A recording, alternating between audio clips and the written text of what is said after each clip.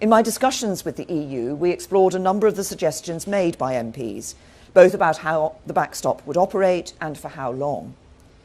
The EU have said throughout that they would not renegotiate the withdrawal agreement or reopen its text for alteration, and that remained the case throughout my discussions at the December European Council and since.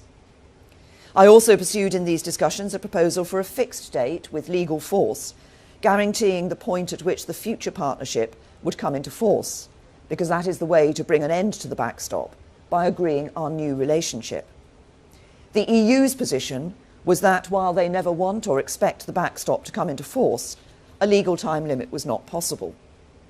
But while we did not achieve that, we have secured valuable new clarifications and assurances to put before the House of Commons, including on getting our future relationship in place rapidly, so that the backstop should never need to be used.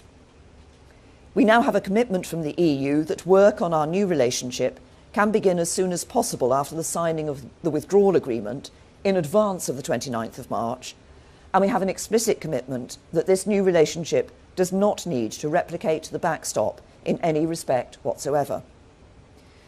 We have agreement on a fast-track process to bring the free trade deal we will negotiate into force if there are any delays in member states ratifying it, making it even more likely that the backstop will never need to be used.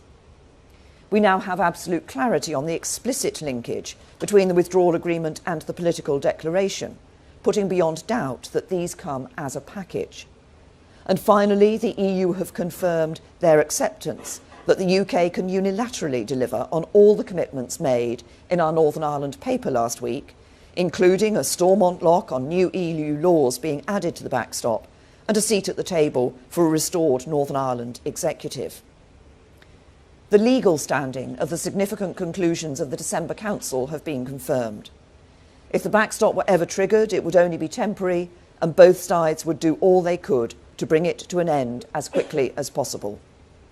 The letters published today have legal force and must be used to interpret the meaning of the withdrawal agreement, including in any future arbitration. They make absolutely clear that the backstop is not a threat or a trap.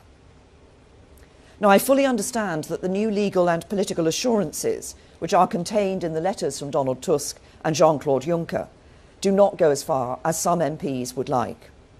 But I'm convinced that MPs now have the clearest assurances that this is the best deal possible and that it is worthy of their support.